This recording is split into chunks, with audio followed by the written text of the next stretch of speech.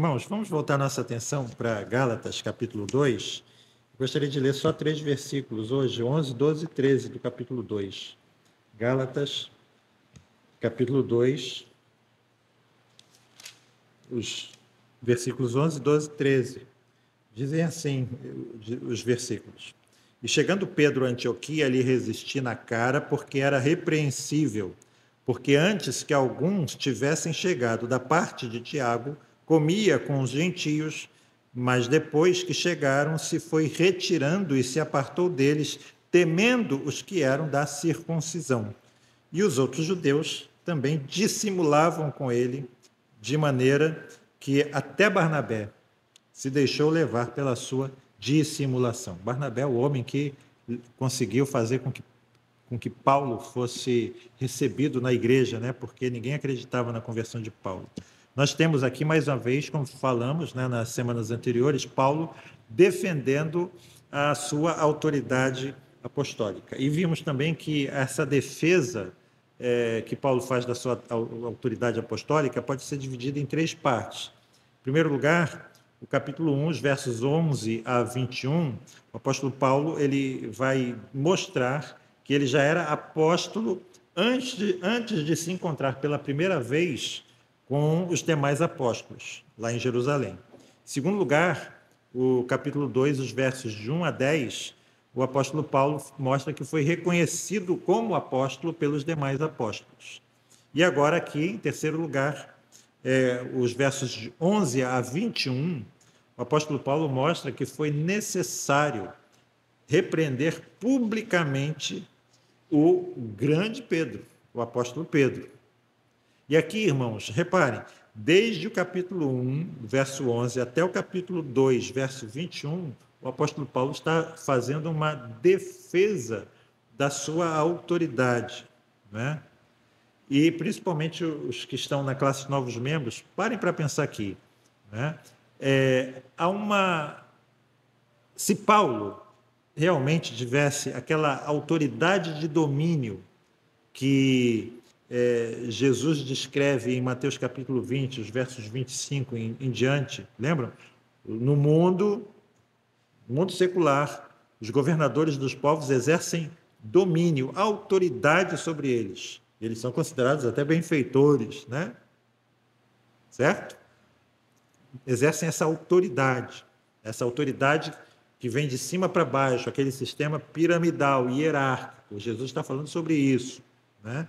Se Paulo tivesse esse tipo de autoridade de domínio, né, sobre essas igrejas da Galácia, será que ele precisaria fazer uma defesa tão longa da sua autoridade perante esses irmãos? Se ele tivesse o mesmo tipo de autoridade que atualmente tem os fundadores de igrejas que se transformam em denominações, e lembre-se que ele é o pai dos Gálatas, o pai na fé dos Gálatas, né? Se Paulo tivesse esse tipo de autoridade que os fundadores das igrejas têm, o que ele faria? O que ele faria? Bastaria uma palavra. Não. O que é? Por que isso? Porque, como os líderes, os sublíderes das igrejas teriam sido instituídos por ele e não por eleição, né?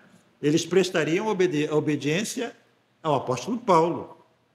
Seria, talvez, o bispo primaz, né? O apóstolo presidente, coisa que o valha, daquelas igrejas.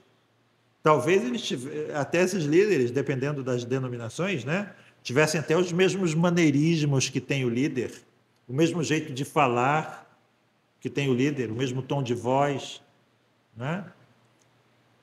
Por isso, bastaria só ele dizer: ponham-nos para fora. Esses homens que estão aí pregando essas coisas que eu não preguei para vocês, coloquem eles para fora. Quem der ouvidos a ele vai estar fora da minha cobertura apostólica, não é? Vai estar fora do ministério, vai estar fora da bênção. Eu excluo todo mundo. E se você, pastor da igreja, estiver aí deixando eles entrarem, vou tirar você também, vou colocar outro. Ponto final. A gente vê um estilo parecido em 3 João, os versos 9 e 10. O apóstolo João escrevendo, ele diz que ele queria visitar a igreja, mas tem um tal lá de Diótrefes, que não está recebendo os meus emissários, se recusa a hospedá-los, não deixa que ninguém hospede, e se alguém hospedar, ele lança fora da igreja. É exatamente esse tipo de liderança dominante que Paulo não tinha. Ele não fazia assim, né? O apóstolo Paulo não, digamos assim, não escravizava as consciências. Ele edificava aquelas pessoas. Ele não liderava pelo medo, né? Ele liderava pelo amor. Não é pela coerção, não é pela pressão, mas é pelo amor. Então, Paulo, de uma forma que eu creio que seria até considerada uma forma humilhante pelos líderes atuais, né? Aqui ele está continuando a sua defesa. E ele narra como, se defendendo, aqui defendendo sua autoridade, ele se viu na obrigação de repreender o apóstolo Pedro. E aqui, irmãos, há digamos, um ensino, talvez, paralelo, e que eu vou talvez me desviar um pouquinho aqui, mas quero falar para os homens aqui da igreja, né? Em primeiro lugar, nós precisamos nos lembrar que o apóstolo Paulo não estava se gloriando. Ele não estava aqui sendo movido pelo orgulho, né? Mas ele estava sendo movido pela defesa do evangelho de Cristo. E esse incidente aqui, ao mesmo tempo que representa o clímax da defesa dele, também vai introduzir, né, um assunto que ele vai desenvolver nos capítulos doutrinários, né? Mas sobre esse incidente, nós não sabemos quando que o apóstolo Pedro visitou a cidade de Antioquia e quando se deu esse incidente aqui em Antioquia, né? Provavelmente foi alguns anos depois, né, do chamado Concílio de Jerusalém, onde foi estabelecido o fato de que a obediência às ordenanças cerimoniais da lei de Moisés não era condição para a salvação, né? Nós sabemos, mais uma vez, né, lembrando, que os judaizantes diziam isso, mas eles não foram silenciados pelo concílio, né? E aqui podemos aprender um aspecto do ensino dos judaizantes, desses judaizantes. Eles diziam que quem guarda a lei cerimonial está num nível mais alto de espiritualidade em relação àqueles que não guardam. E uma parte importante das leis cerimoniais eram as leis dietéticas, as rigorosas leis dietéticas judaicas, né? E por causa dessas leis dietéticas, os judeus, eles não comiam com gentios. Lembram que eles nem entravam na casa de gentios. Por quê? Porque eles tinham medo de serem contaminados por algum alimento proibido a eles que estivesse lá. Já pensou tocar numa bisteca de porco, né? Num lombinho? Pensou? Tem lá fazendo um bobó de camarão? Aí já viu, né? Então, os judaizantes, né, eles diziam que se os cristãos gentios não seguem essas normas dietéticas da lei de Moisés, eles também estão impuros. E se você, cristão judeu, se você realmente quer agradar a Deus, então você deve se afastar dos seus irmãos gentios. Você deve evitar o contato com eles, para você não se contaminar. Você só pode comer com eles se eles se submeterem a essas leis dietéticas também. E era o que Pedro estava fazendo quando os emissários de Tiago chegaram lá. A implicação, irmãos, desse ensino é que a lei ela confere digamos assim, uma suplementação da justiça que Cristo nos dá, que Cristo conquistou para nós na cruz, né? E a conclusão desse ensino é: a justiça de Cristo precisa de um complemento, né? No caso aqui, a minha obediência, a minha submissão à lei cerimonial. Então, eu preciso de Cristo e mais alguma coisa. Então, repare aqui duas expressões do apóstolo Paulo. Em primeiro lugar, ele diz assim: lhe resisti na cara. Parem para pensar nessa expressão. Pedro e Paulo. E Paulo chega e diz: lhe resisti na cara. O que é isso? Um confronto. Houve um confronto entre os dois. E parem aqui para pensar, homens. Confronto é uma coisa fácil? Confrontar alguém é uma coisa fácil? Repreender aqui alguém, chamar atenção é uma coisa fácil? Porque o mais fácil, como eu já tive experiência, é fingir que não está acontecendo nada. É jogar as coisas para baixo do pano, né? Ou colocar panos quentes, como se diz, varrer para baixo do tapete, né? Porque, irmãos, é constrangedor ter que advertir. E logo quem que ele tinha que advertir? O grande apóstolo Pedro. Séculos atrás, os jovens, né, eles ficavam muito emocionados, e eu creio que com razão, e nós devemos ficar também, ao ouvir a história de dois mártires ingleses, Latimer e Ridley, que foram queimados vivos durante o reinado de Maria, a Sanguinária, chamada, né, na Inglaterra. E quando os dois estavam lá amarrados à fogueira e o verdugo colocou fogo, e o fogo começou a queimar, o Latimer se virou para o bispo Ridley e disse assim para o bispo Ridley: morra bem, mestre Ridley. E, olhem a expressão, banque o homem, porque hoje acenderemos uma candeia na Inglaterra, uma luz que espero jamais seja apagada. Naquela época, todos sabiam o significado dessa expressão, banque o homem. Mas hoje nós não sabemos mais. Essa é uma expressão bíblica. Paulo diz mais ou menos a mesma coisa, 1 Coríntios 16, 13, quando ele usa vários verbos aqui: vigiai, estai firmes na fé, portai-vos varonilmente e fortalecei-vos. O que é portai-vos varonilmente? Em outras palavras, seja másculo. Másculo vem de masculino. Em outras palavras, seja homem. Tenha um comportamento de homem.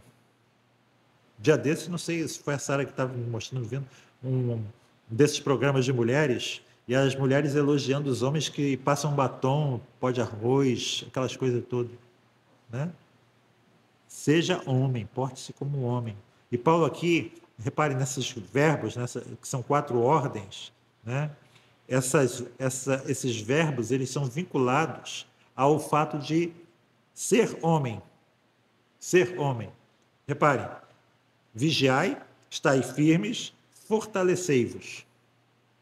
O que é? Vigilância, constância e força. Aqui, força pode ser sinônimo de coragem, de impetuosidade, de ousadia, de não se acanhar, de não se intimidar. Ok? Fortalecei-vos. Isso é, irmãos, um resumo daquilo que é ser homem. Uma vez eu ouvi um Kenneth Wiske falando que às vezes as mulheres fazem muito mal aos homens, quando os meninos às vezes metem a mão um no outro por causa de alguma questão, e elas ficam horrorizadas, né? Você não pode ser assim, você não pode resolver as coisas nesse... Ele disse, o homem é naturalmente mais agressivo por causa de uma coisa que ele precisa fazer. E a gente vai ver o que é, né? Então vamos ver aqui. Existe uma palavra no grego que foi traduzida por seja homem, anduzo. O correspondente no hebraico é azak. E essa palavra se encontra em passagens como, por exemplo, Deuteronômio 31:6, quando diz assim, sejam fortes e corajosos. E Paulo, irmãos, apresentou essas características de homem quando ele diz isso, lhe resisti na cara, a Pedro. E nós precisamos de gente assim na igreja, de homens assim na igreja, né? Precisamos bancar o homem, ou seja, precisamos nos portar com varonilidade. Então, irmãos, a igreja precisa dessa vigilância masculina. A igreja precisa da estabilidade masculina. A igreja precisa da força e da coragem masculinas. Então, a gente precisa entender que nós precisamos resistir contra certas coisas, como o apóstolo Paulo está aqui, não é? Um pouquinho antes, ele diz assim também, aos quais, verso 5 do capítulo 2, nem ainda por uma hora cedemos com sujeição. É isso, é portar-se como um homem.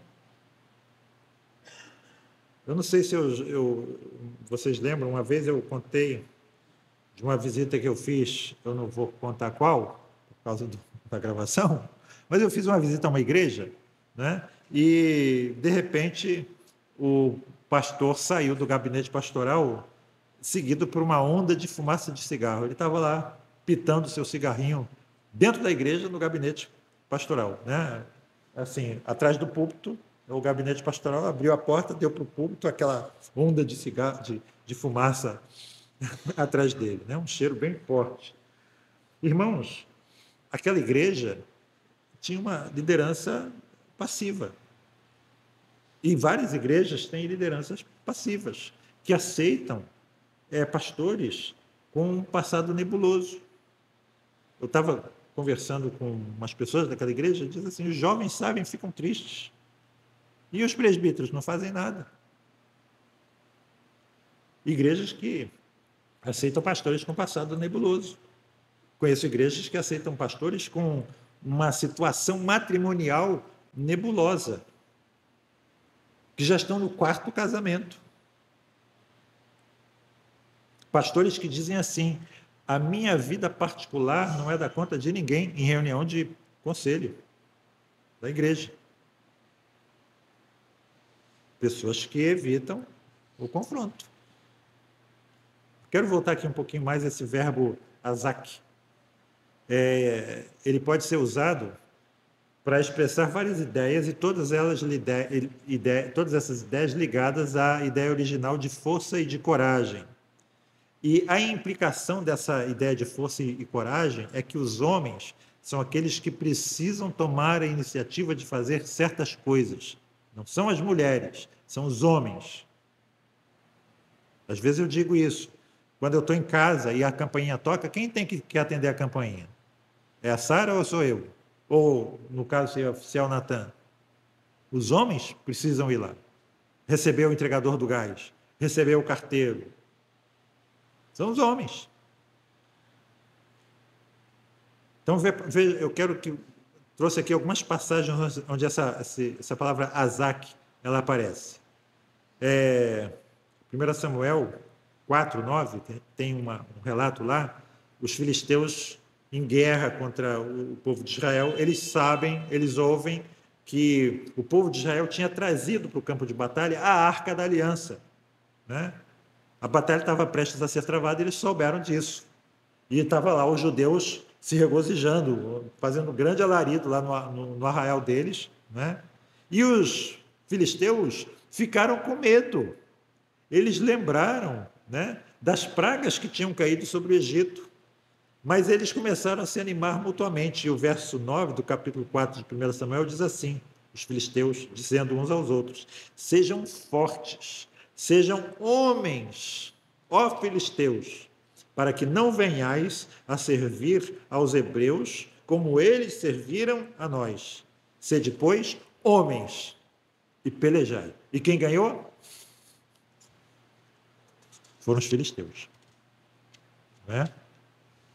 O povo de Israel, supersticiosamente, né, levou a arca como se fosse um talismã. Deus não se presta a isso. Daniel também tem um trecho onde essa palavra aparece, né? Quando Daniel ele fala com o anjo, e anjos não são seres fofinhos, pelo menos no Antigo Testamento, são seres terríveis. Quando eles aparecem, os homens ficam sem pernas, né? Já contei essa história, eu acho que o Guilherme não sabe, né? Meu pai é sargento, foi, né? Sargento do Exército, está na reserva, e lá no Forte do Imbuí, lá em Niterói, tinha um treinamento para os soldados que chegavam, né, lá no Forte São João, na Urca, eles iam para o Forte do Imbuí, e eles faziam treinamento de guerrilha contra os paraquedistas, soldados profissionais, coitados, né, dos recrutinhas, né? Apanhavam pra caramba. E uma vez meu pai contou que estava lá, ele deitado, né, no meio do mato, com um soldado e o inimigo, né, pertinho assim, e nisso passou uma cobra rastejando na frente deles, assim, na cara deles, né? E ela foi embora. E mais tarde, né, o meu pai chamou o soldado e disse: parabéns pelo seu sangue frio, você, né, se portou muito bem, não se afobou, né, tudo bem. Aí ele disse: sargento, eu quero confessar uma coisa para o senhor. Eu queria gritar, mas não saía som da minha garganta. E eu quis me levantar e sair correndo, mas eu não tinha controle das minhas pernas. É a mesma coisa quando um anjo aparecer no Novo Testamento, e no Apocalipse a gente vê João, a mesma coisa, a aparição de Jesus, ele perde o controle das pernas, ele cai por terra. E aconteceu isso também com Daniel, né? Ele disse assim: estou sem força, fiquei sem fôlego. E a resposta desse ser majestoso está em Daniel capítulo 10, verso 19. Diz assim: não temas, homem muito amado, paz seja contigo, anima-te, anima-te, Azak, Azak. Em outras palavras, pode ser traduzido: seja forte, fique de pé, assuma o controle das suas pernas. E só mais um, muito interessante, 1 Samuel 26:15, Davi está fugindo de Saul, e ali, numa ocasião, ele tem a oportunidade de matar Saul. Ele pega Saul dentro de uma caverna, dormindo, né? Sem guardas em volta dele, mas em vez de Davi matar Saul, ele vai pegar a bilha d'água de Saul e a lança de Saul. Saul estava lá roncando, um sono profundo, né? E aí ele sai, se afasta, e lá de uma distância segura, né, ele começa a gritar, acorda todo mundo, e ele mostra o que ele tirou lá de Saul, estava lá do lado dele, né? E ele começa a zombar de Abner, do general de Saul. E ele diz assim, né? 1 Samuel 26:15: você é homem, não é? Você é homem, não é? Quem é em Israel como você? Ele era bem conceituado, um homem corajoso. Por que então você não protegeu o rei, seu senhor? Se você é homem, por que você não protegeu o rei, seu senhor? Aqui não é a força bruta que é considerada essencial à varonilidade, mas, digamos assim, é a força de vontade que Abner deveria manifestar, ficando acordado quando ele estava com a vontade de dormir. Ele tinha que permanecer acordado. Mas ele é censurado, irmãos, principalmente por sua falta de liderança em prover uma guarda adequada para o rei que ele devia proteger. Então, aqui a gente tem uma lição. Um homem de verdade, ele vai proteger aqueles pelos quais ele é responsável. É o homem que tem que aparecer. Quer na família, quer no trabalho, quer na igreja. É o homem. Eu tenho casos, às vezes, dentro de, por exemplo, do casamento, que digamos, a família do marido ataca a esposa dele e ele não protege a esposa. Me lembro que uma vez a gente foi num desses conferências fiel e o preletor, não me lembro agora quem foi, não sei se Bob Self, não me lembro, eu acho que foi o Bob Self. Ele falou que era jovenzinho, estava no carro com o irmão mais velho, casado, ele solteiro e o irmão mais velho já casado, e de repente ele começou a criticar a mulher do irmão mais velho. O irmão mais velho parou o carro no acostamento, virou para ele, colocou aquele dedo bem grossão assim no meu peito e ficou batendo assim no meu peito. Não fale mal da minha mulher. Doeu. Certo? É a nossa função. E esse, irmãos, é o exemplo que o apóstolo Paulo dá aqui a mim e a você, quando ele diz que resistiu a Pedro face a face, na cara de Pedro. Coisas que nós temos de estar dispostos a fazer. Onde quer que seja, onde quer que nós sejamos chamados a fazer isso, nós precisamos fazer. Como ele disse aqui antigamente, nem por uma hora devemos nos sujeitar. Amém? Amém.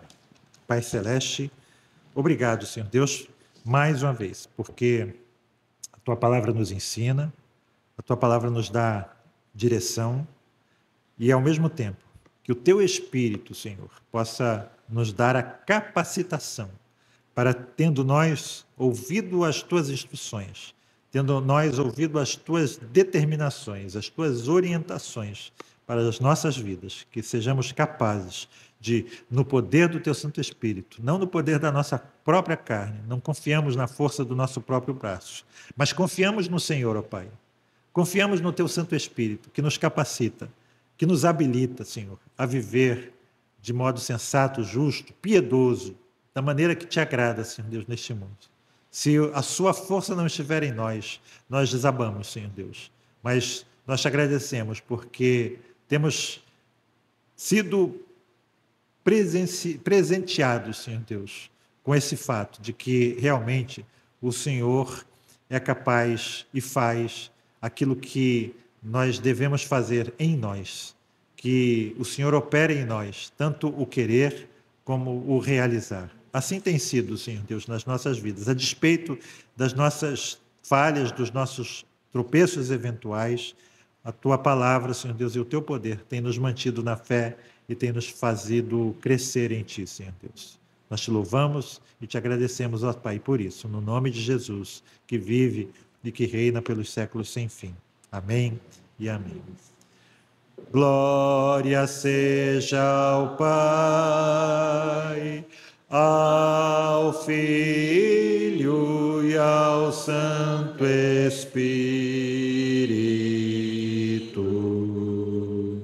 como era no princípio e hoje para sempre,